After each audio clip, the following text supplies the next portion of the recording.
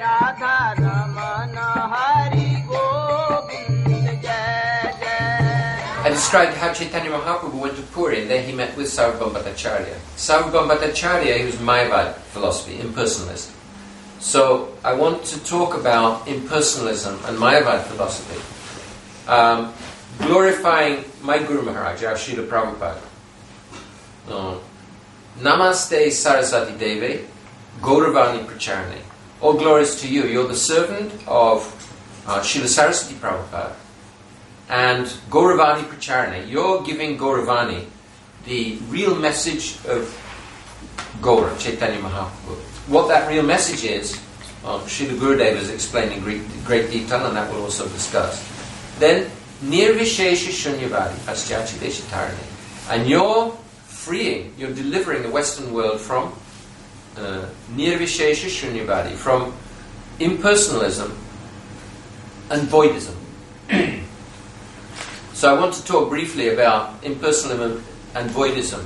When Srila Prabhupada came to the West, he was constantly talking about the Mayavadis and impersonalists. And the devotees couldn't understand why he's making so much fuss about these Mayavadis. Who are they? These impersonalists. Who are these impersonalists? And finally they understood, oh, we are. In the West, this impersonal culture is so deep. So I'd like to explain what the philosophy is and show why it's a weak philosophy and destructive philosophy as well. There's three groups that we have to consider. There's impersonalists, and there's the voidists, like some Buddhists, not all Buddhists, but some. And then there's the Mayavadis. Three groups.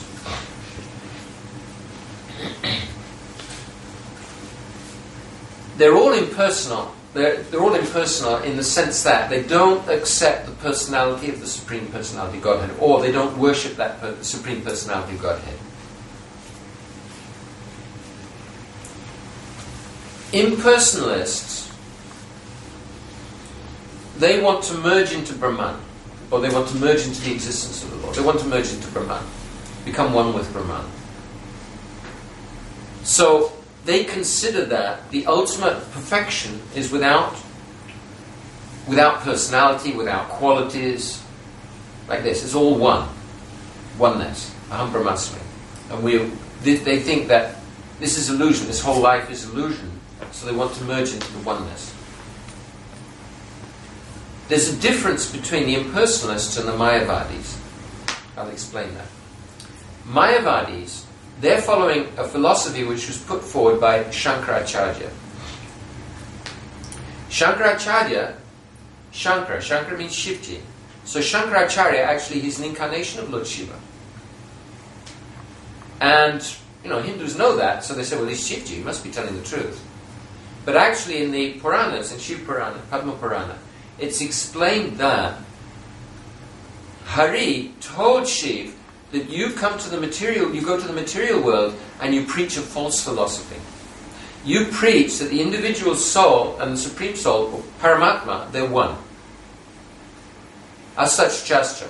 And Shivji himself, he tells Parvati that Kalo Brahmana Murtina. I come in the age of Kali in the form of a Brahmana. This is Shankaracharya. This is very strange. Why would Krishna want to preach a false philosophy and divert people from pure devotion? So the answer is that many people want to worship Krishna with all sorts of false motives, material motives. But Krishna wanted to make a safe place for the devotees. So therefore he sent Shankaracharya to establish this false philosophy so that those who had that tendency, they would be diverted there. And the devotees, they could practice pure devotional service and peace. Thakur Bhaktivinoda has explained this. So Mayavadis, they're actually offensive. Why Mayavadi? Because they say that the Supreme Absolute Truth is one, it's just Brahman. There's only Brahman. Brahman becomes covered by illusion and thinks that I'm Jeev, I'm an individual living entity. But this is illusion. There's only Brahman. Brahman has no form, no quality, no Shakti, nothing. So when Krishna comes into this material world, that's Brahman taking on a form, but it's taking on a material form. So they're saying that Krishna, his form is Maya, his personality is Maya, his activities are Maya. So Mayavadi. This is an offense to the Supreme Lord. Krishna's form is not material, it's transcendental. He's a transcendental person, and he's full of all Shakti, he's full of all potency. He has wonderful pastimes. He lives in his own abode, which is full of transcendental variety. So to say that he's come into the material world like his material personality, this is a great offense. To say that his form is temporary, this is a great offense. So Mayavadis, they're offenders. Now, what have we got against the Mayavad philosophy? Our acharyas have analyzed how Mayavad philosophy is false, it doesn't make sense. For example, they say that Brahman has been covered by illusion. What does Brahman mean? Brahman means great. That's the literal meaning of the word Brahman. Brahman is great, is everything. So how can Brahman be covered by illusion? If Brahman is great, how can Brahman be covered by illusion? That means illusion is greater than Brahman. One thing. Another thing is that what is illusion? If everything is Brahman, Brahman is everything, where does this illusion come from? If the illusion is actually Brahman, then how can it cover Brahman? If it's not Brahman, then there's duality immediately. It's not just one. There's duality. So this Mayavad philosophy, it doesn't make sense at all. And they've misinterpreted the scriptures. They say that there's 4 main statements in the scriptures. For example, Aham Brahmasmi. So they say Aham Brahmasmi means, I am Brahman. They say Brahma Satyam Jagan Mitya, that the world is false, only Brahman is real. But the philosophy, it doesn't make sense at all. And in order to establish that, Shankaracharya, he misinterpreted the scriptures to confuse everybody. So we don't accept. But then, why is it... But still, the Vaishnavas say that he did a great service. Why did he do a great service? Because Buddha had come before him. And Buddha had said, these Vedas, they're false. They're written by people, kick them out. Why did he say that? Actually, there's 2 Buddhas. One is Vishnu Buddha. Vishnu Buddha didn't teach Voidism, but he came because he was sorry for the animals. People were killing animals on the strength of animal sacrifice. They were saying, we're performing animal sacrifice, and they're killing animals like mad. Actually not sacrifice at all, and eating them. So Vishnu, he was very sorry for the animals. So he came as Buddha. He said, look, don't practice violence. Forget about the Vedas. You can't understand the Vedas. They're written by ordinary people. Don't worry about the Vedas. And don't commit violence. Just sit down and meditate. It's like, if a child's got something dangerous, take it off and just sit down quietly.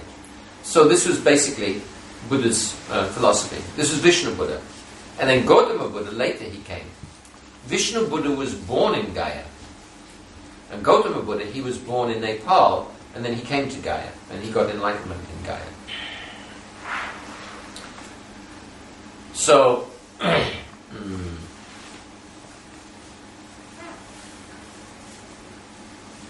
so after Buddhism, after the Buddhists had come, all over India, people they were following the Buddhist philosophy, and they were completely neglecting the Vedic tradition. And they were disregarding the Vedas. So in order to re-establish the Vedic culture, Shankaracharya came and he said, hey, listen, the Vedas are correct. Bring in the Vedas. But he gave a false interpretation of the Vedas, and the philosophy that he put forward was very, very similar to Buddhism, Voidism. I'll talk about Voidism in a minute. It's very similar. But he got the Vedas back in. And the Mayavadis, they pushed the Buddhists out. They pushed out this Buddhist philosophy. Means Voidist philosophy. They pushed it out of India almost completely.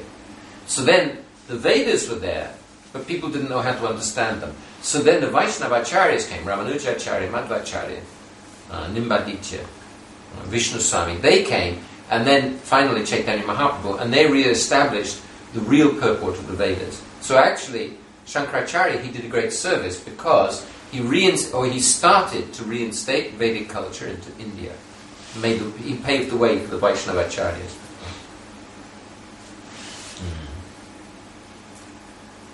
Buddhism, there's all kinds of different kinds of Buddhism. So many different kinds. Buddha himself, he didn't answer when people asked him, what is the Jeev? He wouldn't answer. What is there God? What is the final state? He wouldn't answer. There's 18 very essential questions. He wouldn't give answers to any of them. He said, if you've been shot with an arrow, you don't ask, hey, what kind of a person shot that arrow? You try and get it out. So he said, don't worry about these questions. Don't worry about these things. But in time, some of his followers established a policy or a teaching of very, very strong voidism. They said everything actually is void. Everything is totally illusion.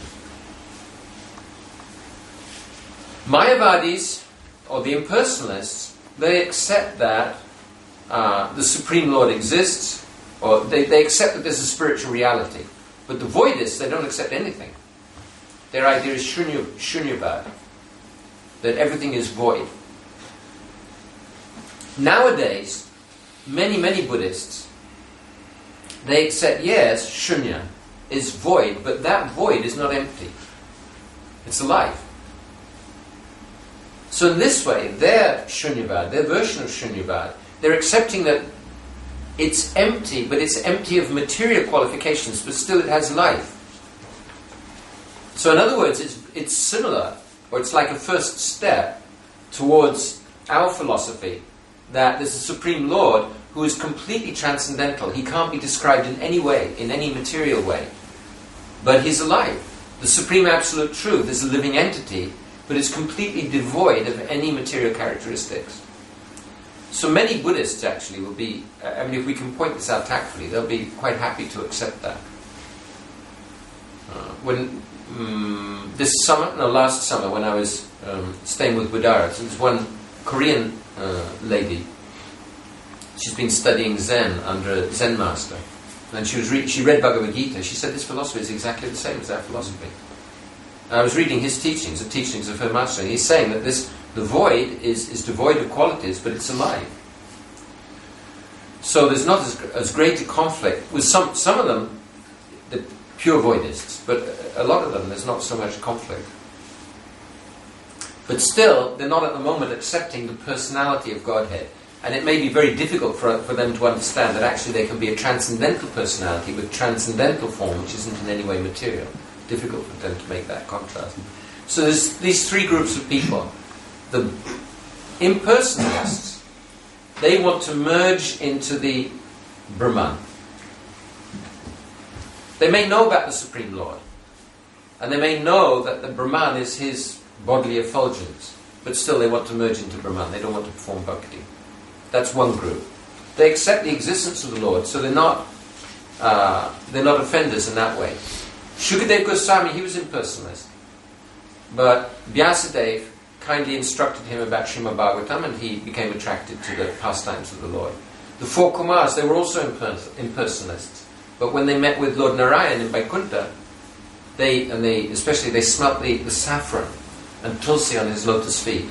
They were so attracted, and they also became devotees. So the impersonalists, they're not actually offenders. And then there's the Mayavadis, and they're offenders. They deny the eternal form of the Lord.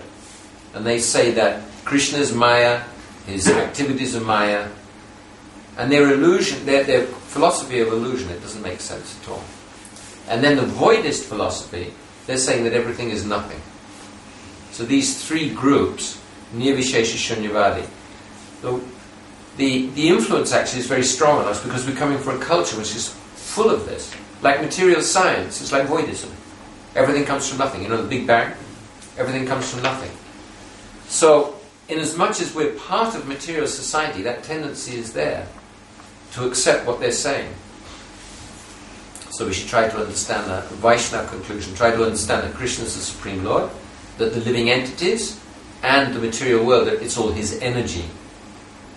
And we should engage his material energy in his service, and gradually give up our attachment to matter, develop moods of pure bhakti, and serve him, ultimately we'll be with him in his eternal abode.